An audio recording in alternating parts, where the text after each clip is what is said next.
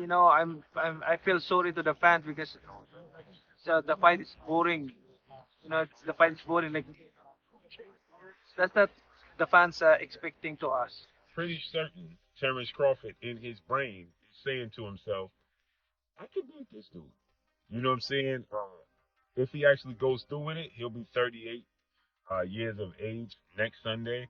Guy right now in the sport that's supposed to be the man, big bad wolf, beat him. You the wolf. Now it's like, you know what I mean? Like, all right, well, someone fight. You beat the shark, you beat the wolf. Manny Pacquiao quickly mocked Floyd Mayweather for his daring decision to challenge Terence Crawford. With fire in his words, Pacquiao blasted the idea as nothing but a joke, claiming fans don't deserve such a meaningless spectacle. It reminded the world that Mayweather has been retired for years, no longer fighting at the elite level. According to Pacquiao, this so-called matchup would be nothing but a dull exhibition, empty hype with no real boxing value. The fight is boring. Like that's not the fans are expecting to us. I mean, as a fighter, if I'm a fan, of course I want to see a good fight, like changing fight, not a fashion show. Manny Pacquiao has come out swinging with harsh criticism toward Floyd Mayweather, making it clear he sees nothing genuine in Floyd's comeback talk. Pacquiao expressed pity for his former rival, saying Mayweather's focus has shifted entirely from competition to cash. According to Pacquiao, Mayweather's desire to face Terence Crawford isn't about proving greatness or building a legacy. Instead, it's just another exhibition meant to squeeze every possible dollar. For Manny, this represents a hollow version of boxing, where true warriors are replaced by performers walking a runway. He believes the essence of the sport is being stripped away, reduced to empty spectacles. In his eyes, Mayweather's return is not a fight but a business show wearing boxing gloves. Now, in the beginning of this conversation, you say, I don't like boastful people. How was it like fighting Mayweather then? Did he get on your nerves? Because I feel like he's a little bit more boastful than the people you might be wanting to hang out with. Yeah, he's boastful. I think his god is the material things, money, everything like that. I'm pretty with him because I want to share the word of God in him if he believe God. Yeah. I've heard he's a generous man. I think he's done good things. I think, he kind of reminds me of like a lot of people are like this, by the way, including myself. I'm not just saying him. Yeah. I'm including myself. The man who goes up to Jesus and says, what should I do to get into heaven? He says, sell all your belongings. And he walked away crying because he couldn't sell his belongings. Exactly. The shocking announcement that Floyd Mayweather and Mike Tyson will clash in 2026 has sent ripples through the boxing world.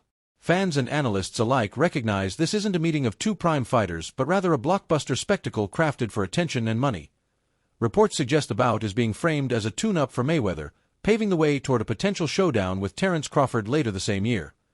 Observers argue both events are centered on financial gain, banking on massive pay-per-view numbers. With Tyson's legendary aura and Mayweather's unmatched global brand, the fight is guaranteed to grab headlines, even if it lacks true sporting significance. Broadcast for Jake and Tyson and some people like the likes of Carl Froch viewed that as an endorsement. Like, look, man, I'm just working. It's a big opportunity to be on Netflix. I didn't put the fight together. I'm not paying these guys. So, let's chill out. But all right, I'm not going to poo-poo this. I just don't know what CSI is. And the way it was presented made me think that there was like a secondary press release to come, that they'll be involved in like some sort of like virtual boxing thing. Like, it just didn't seem real. You know why it didn't seem real? I'll tell you why. There's no date attached to it. There's no venue attached to it. Forget rules, exhibition, not exhibition, weight. I mean, here's a guy who fought a heavyweight fighting forget all that. These things can get figured out, the fine details. The fact that it was announced, why announce something with no date or location attached to it? What's the point? Unless you're just trying to get people excited and trying to get them, trying to get some investors or something like that. But maybe also testing the waters. If the response is overwhelmingly positive, maybe you go, okay, we move forward. If the response is muted or negative, maybe you go, okay, we're not going to actually do this. You lob it out there as a way to pull the public, and then make an adjustment. So you don't think it happens? I do not think it happens. I just don't think there will be enough interest. I know they have huge name value. There's zero after the last performance by Mike Tyson against Jake Paul. I don't think there's going to be interest in seeing Mike Tyson do that again. Terence Crawford has never hidden his deep respect for Manny Pacquiao. Speaking about the Filipino legend, Crawford stressed that Pacquiao's career stands in a league of its own, unmatched in boxing history, pointed out how Manny conquered multiple weight divisions, often stepping in against naturally bigger fighters and still emerging victorious. For Crawford, Pacquiao's success is both historic and nearly impossible to duplicate. He believes Manny's era was defined by fearless challenges that few, if any, fighters would ever dare to embrace again. Man, generational, talented fighter. Like he's accomplished what no other fighter is ever going to accomplish. The possibility of Terence Crawford stepping into the ring with David Benavidez has quickly become a hot topic among boxing fans. Many see Benavidez as one of the sport's most dangerous forces, armed with youth, size, and relentless aggression. Supporters argue that this matchup would push Crawford to levels no other opponent has managed to test. Yet, despite all the buzz, nothing official has been announced. The speculation itself reflects the hunger among fans for real, high-stakes battles, not watered-down exhibitions or celebrity-driven spectacles. The world, not me, but shocked the world.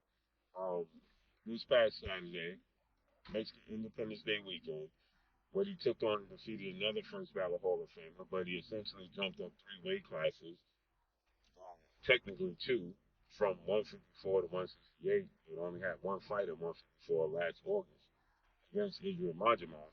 Terence Crawford defeated Saul Canelo Alvarez, who was a 4-division champion, 2-time undisputed super middleweight, and the reigning at the time super middleweight world champion, undisputed world champion.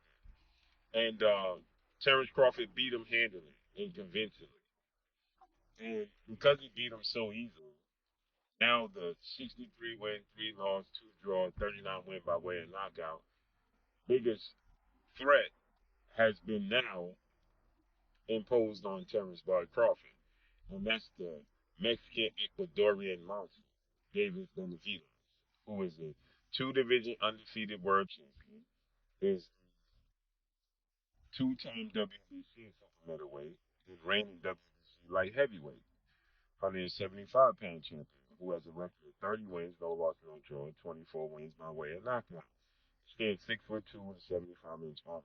This is a fight that David Benavidez has been calling from for Canelo Alvarez when he was at 168, and Canelo Alvarez strategically maneuvered around him. But Canelo Alvarez is 5'7", with a 70-inch arm reach, started his career at 147 pounds, made his real name 154 pounds. He's not a big guy, okay? And styles make fights. Benavidez is 6'2" with a 75-inch arm reach.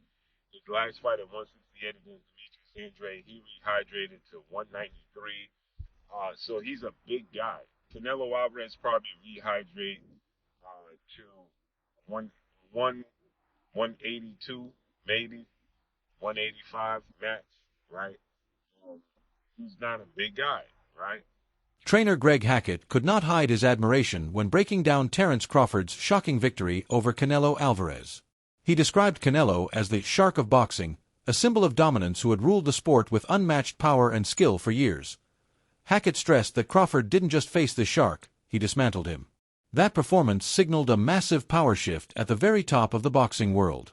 By defeating the man once viewed as untouchable, Crawford became the new predator in the waters, the fighter every contender must now fear. Hackett's words also raise a burning question. If Crawford could conquer the most dangerous opponent of his generation, then who remains capable of testing him? Fans are left debating whether he will continue fighting long enough to take on fresh challenges, or step away as an undefeated king at the absolute peak of dominance. Because you gotta remember, Canelo is the guy right now in the sport that's supposed to be the man. You know, big bad wolf. Beat him. You the wolf. Now it's like, you know what I mean? Like, all right, who else I'm gonna fight? Beat the shark, beat the wolf. Right. Damn. Like, you know what I mean? Ain't no more ops out there. There's ops out there, but who gonna make them really want to get up? That shit gotta make sense. Like you said, you be the shark, and then you be the wolf. Yeah. But there's the monster. Yeah, it is, but that's like a real monster. Bro, that's that shit don't make sense. But that's what, yo, is that proof? All right, we got the legendary Pate in the building. Legend. But what makes sense? Like, what makes the most sense? I know you said get a line of suits, Brooks Brothers. Yeah. You know what I'm saying? Your line of shoes, get your money. Go away and get the easy money. You ain't gotta sweat no more. Not saying you ain't gotta work, you ain't gotta sweat. He's paid the career where he could sit down at a table and get this money. He could come out with a Terence Crawford series now, just whatever, doing whatever he like to do. We're gonna watch it. Nobody. The fighting part, people don't understand what it's like to be a fighter. A lot of times fighters really don't be interested in certain fights. It's because when a guy see himself up here and then is fighting a guy down here, it don't interest him. So therefore, when he train, he not gonna really train. He's gonna train, but he not gonna train. He's not gonna listen. He gonna feel like his coach taking it too serious, and he's like, man, this ain't even that. But your coach like, listen, you can get fucked up. I'm telling you, you don't want to listen. Then you go in there and fight that guy. Then you get. Yeah, I've seen it happen. Even with all the hype around new challengers like Elijah Tapura, Terence Crawford remains untouchable. UFC legend Daniel Cormier, respecting his dominance, confidently places Crawford above any rising star, proving his greatness extends beyond boxing into the wider combat sports world. Fans everywhere are debating who can truly test him, but one thing is clear: Crawford's legacy is already cemented. Don't miss out on breaking news, epic breakdowns, and in-depth analysis like this. Hit that subscribe button, smash the like, and share with fellow fight fans. Stay locked in because the world of boxing just got even more electrifying.